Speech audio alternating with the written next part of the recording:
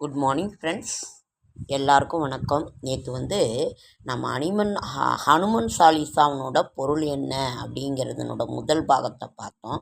அதனோட தொடர்ச்சியாக இன்று நம்ம பார்க்கலாம். நேற்று 30 இது படிச்சிருந்தோம். ஹனுமன் சாலிசாவனோட இது 30வது. ஸ்ரீராமனுடைய அன்பிற்கு பாத்திரமானவரே, நீ நல்லோரை காப்பாற்றுகிறார், தீயோரை அழிக்கின்றார். இதுதான் எண்ட் ஆஃப் இது நம்ம நேற்று படிச்சிருந்தோம். அதனோட தொடர்ச்சி இன்னைக்கு பார்க்கலாம். ராம ராம ராம ராம ராம ராம ராம் ராம ராம ராம ராம ராம ராம ராம். நாம் ஆஞ்சநேயரை நாம் வழிபாடு பண்ணோம்னா ராம் ராம் ராம் ராம் ராமருடைய அந்த ராமநாமத்திற்குத்தான் ஆஞ்சநேயர் மயங்குவார். அதனால் உடனே நம்மளுடைய இதுக்கு ஓடி வந்துடும். நமக்கு உடலில் ஏதாவது பாதிப்போ, உடலில் ஏதாவது கஷ்டமோ, எதுனாலும் சரி அதை சொன்னிங்கன்னா ஆஞ்சநேயர் உடனே நம்ம கூடையே இருப்பார். அவர் அந்த நாமத்திற்கு மட்டும்தான் அவர் மயங்குவார். அதனால் ராமநாமத்தை ஜெபித்து கொண்டே இருப்போம். ஹனுமன் சாலிசாவனோட அர்த்தம் 31. நேத்தனோட தொடர்ச்சி. அஷ்டமா சித்தியையும் நவநிதியங்களையும் நீயே எல்லோருக்கும் கொடுக்கக்கூடியவர். அந்த ஆற்றலை சீதாதேவி உனக்கு அருளினாள்.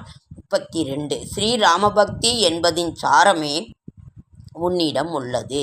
நீ எப்பொழுதும் அவருடைய திருவடிகளை தாங்கிக் கொண்டு அவர் தாசனாக இருக்கின்றாய். 33. யார் உன்னை வழிபடுகின்றார்களோ அவர்கள் ஸ்ரீராமனை அடைகின்றனர். அவர்களுடைய பல பிறவிகளில் ஏற்பட்ட துன்பங்கள் அனைத்தும் விலகி போகின்றன. 34. அவர்கள் கடைசி காலத்தில் ரகுவீரனுடைய பரமபாதத்தை அடைகின்றார்கள். அங்கு ஹரிபக்தர்களாக மதிக்கப்படுகிறார்கள். 35. ஹனுமனை தவிர வேறு தேவதைகளிடம் மனதை செலுத்தாத ஒருவனுக்கு எல்லா வகையான சுகங்களும் கிடைக்கின்றன. 36. எல்லாம் வல்ல ஹனுமானை நினைக்கின்றவர்களுடைய எல்லா துன்பங்களும் அழிந்து போகின்றன. அனைத்து கஷ்டங்களும் முடிவு பெறுகின்றன. 37. ஓ ராமதூதனே, உனக்கு வெற்றி வெற்றி வெற்றி உண்டாகட்டும். பரமகுருவே, எங்களுக்கு அருள் புரிவாயாக. 38. இந்த ஹனுமன் சாலிசாவை 100 தடவை எவன் பக்தியுடன் படிக்கின்றானோ அவன் எல்லா பந்தங்களிலிருந்தும் விடுபட்டு அவனுக்கு பரமானந்தம் கிடைக்கின்றன. 39. இந்த ஹனுமன் சாலிசாவை படிப்பவர்களுக்கு நிச்சயமாக வெற்றி கிடைக்கும் என்பதற்கு கௌரி சங்கரரான பரமேஸ்வரன் சாட்சியாக இருக்கின்றார். 40. என்றென்றும் என் இதயத்தை ஸ்ரீ ராம லக்ஷ்மணர்களுடன் தாங்களும் உங்களது இருப்பிடமாக கொள்வீராக என்று நித்திய சேவகனான துளசிதாசர் பிரார்த்திக்கிறார். துன்பங்களை போக்குபவனும் மங்கள உருவினனும் தேவர்களின் தலைவனும் வாயு புத்திரனும் ஆகிய ஸ்ரீ ஆஞ்சநேயர் அஞ்சனை மைந்தனும் எனது இதயத்தில் ஸ்ரீ ராம லக்ஷ்மணர் சீத்தையுடன் நித்தியவாசம் புரியட்டும். ராம நாம ராம கொசு கடிக்கிறேன். ராம ராம ராம ராம ராம ராம ராம ராம ராம ராம ராம். ஹனுமன் 108 போற்றிகள். அனுமானே போற்றி, அதுலனே போற்றி, அனிலன் குமரா போற்றி, அஞ்சனை மைந்தா போற்றி, அஞ்சினை வென்றாய் போற்றி, அஞ்சிலே ஒன்றை தாவினாய். அரியணை தாங்கிய ஹனுமானே, அஞ்சனாகிரியில் உதித்தாய், அரக்கற்படையினை வென்றாய், அமித மாய உருவனை போற்றி, அக்க குமாரனை வென்றாய் போற்றி, அலங்கல் தமிழ் மார்புடையவனை போற்றி, அசோகவனம் அடைந்தாய் போற்றி, அன்னையின் ஆசி பெற்றாய் போற்றி, அமர்கோனை போற்றி, ஆத்திரத்தில் கட்டுண்டாய் போற்றி, அஞ்சா நெஞ்சம் படைத்தவனை போற்றி, அன்னை உயிர் காத்தவனை போற்றி, அகத்தி தனக்கும் கதி கொடுத்தவனே போற்றி,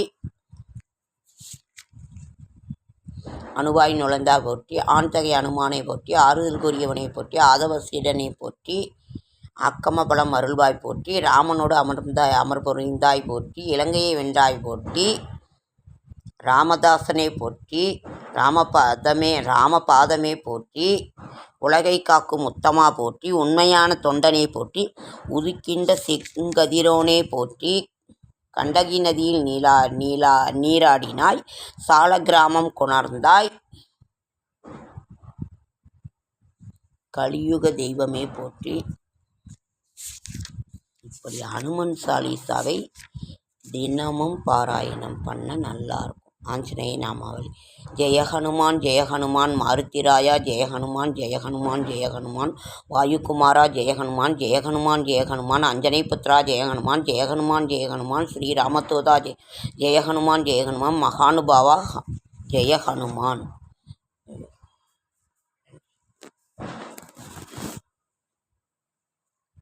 ராம ராம ராம ராம ராம ராம ஆம் ராம ராம ராம ராம ராம ராம ராம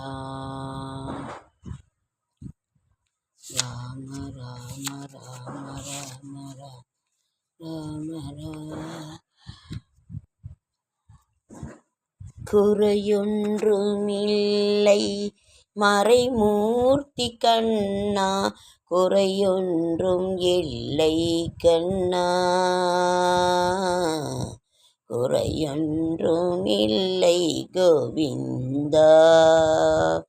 நாளைக்கு வந்துங்க ஃப்ரெண்ட்ஸ், நாளைக்கு வந்து லலிதா சகஸ்ரநாமத்தினுடைய பொருள் என்னன்னு பார்க்கலாம். நாளைக்கு அது ஒரு புக்கில் இப்போ பார்த்தேன், அது வந்து நாளைக்கு பார்க்கலாம். லலிதா சகஸ்ரநாமம். இன்றைக்கி வந்து அனுமன் சாலிசா அர்த்தம் என்னன்னு 2 நாளாக பார்த்தோம். நாளைக்கு வந்து லலிதா சகஸ்ரநாமத்தின் பொருள் என்ன என்கிறதை பார்க்கலாம். ராம ராம ராம ராம ராம ராம ராம ராம ராம ராம.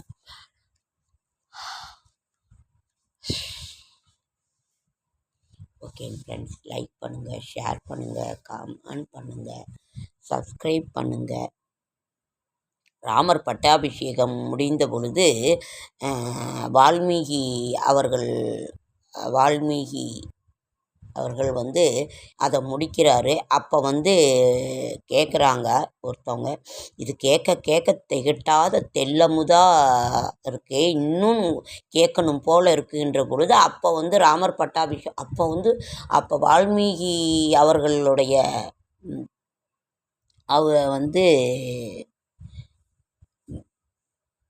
அவர் ஐயோ இது தொடருதா அப்படின்ற அவர் மனசில் ஒரு கலகம், அதாவது கலக்கம், மனசு கவலை ஒன்று உண்டாகுது.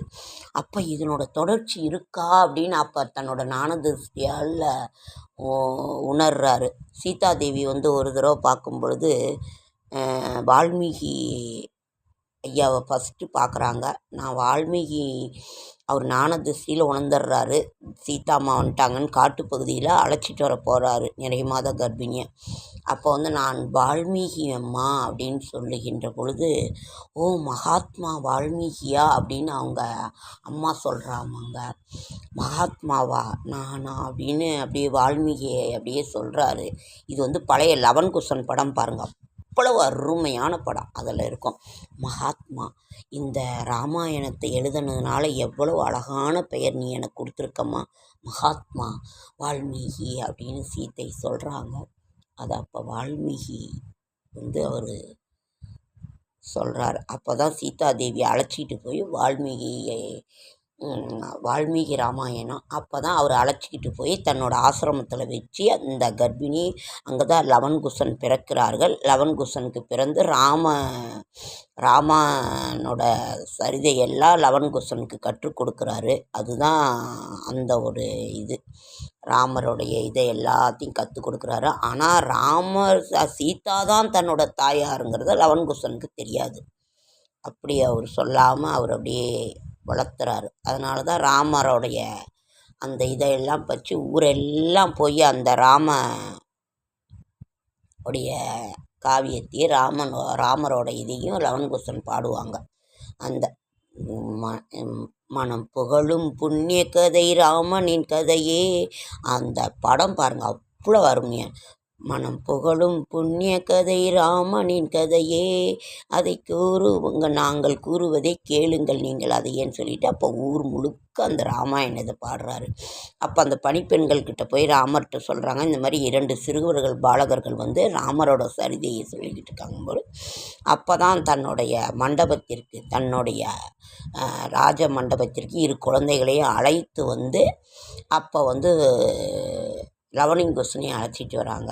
அப்பயே ராமரோட அம்மா சொல்கிறாங்க, பாரு 2 குழந்தைங்களும் எவ்வளோ அழகாக இருக்காங்க. ஒருத்தர் ராமரோட சாயல், லவன்குசன் ஒருத்தர் ராமர் சாயலில் இருப்பாங்க, ஒருத்தர் சீதா சாயலில் இருப்பாங்க. அப்போ பார்க்கும் பொழுதே ராமர் பார்க்குறாரு, ரொம்ப இவங்க பாடுறத கேட்டு பார்க்குறாரு. அப்பயே அவர் சொல்லுவார், உங்களை பார்க்கின்ற பொழுது எனக்கு ஒரு இனம் தெரியாத பாசம் வருகிறதுங்கும்போது, ஓ ராமச்சந்திரமூர்த்தியை பார்த்து விட்டோமா என்று அந்த லவன்குசன்கள் அவ்வளோ மகிழ்ச்சியோடு இருக்காங்க. அவங்க நாங்கள் எவ்வளோ பொண்ணும் பொருளும் நாங்கள் தரோம், நீங்கள் இங்கேயே அரண்மனையில் இருங்கிறாங்க. அவங்க இருக்க மாட்டாங்க, நாங்கள் எனது தாயை பிரிந்து ஒரு கணம் கூட இருக்க மாட்டோம் என்று எல்லாத்தையும் உதறி தள்ளிட்டு சீதாதேவி கிட்ட அவங்க போகிறாங்க. நாங்கள் ராமரோட காவியத்தை நாங்கள் உலகிற்கு எடுத்து சொல்கின்றோமே தவிர நாங்கள் எங்கும் தங்க மாட்டோம், நாங்கள் என் தாயாரை பிரிந்து நான் ஒரு கணமும் நாங்கள் இருக்க மாட்டோம்னு லவன்குசன் போய் சீதாதேவி ஆசிரமத்துக்கு போகிறாங்க. அந்த வால்மீகி ஆசிரமத்துக்கு போய் சீதாதேவி கிட்ட சொல்கிறாங்க, நாங்கள் ராமரை பார்த்தோங்கிற பொழுது, ராமர்ன்ற வார்த்தையை கேட்கின்ற பொழுதே அப்படியே சீதாதேவி வெட்கப்படுவாங்க. பார்த்தீர்கள் அவரை என்று கேட்டு அழுகுவாங்க. நாங்கள் பார்த்தோம் என்று சொல்லுவாங்க. அது அவ்வளோ ஒரு அருமையான கதை. ஓகேங்க ஃப்ரெண்ட்ஸ், ரொம்ப லேட் ஆகிடுச்சி. அதையெல்லாம் பேச அடுத்த வீடியோவில் சந்திப்போம். என்னோடய ஷார்ட்ஸ் வீடியோ பார்க்குற அனைவருக்கும் என்னுடைய மனமார்ந்த நன்றி.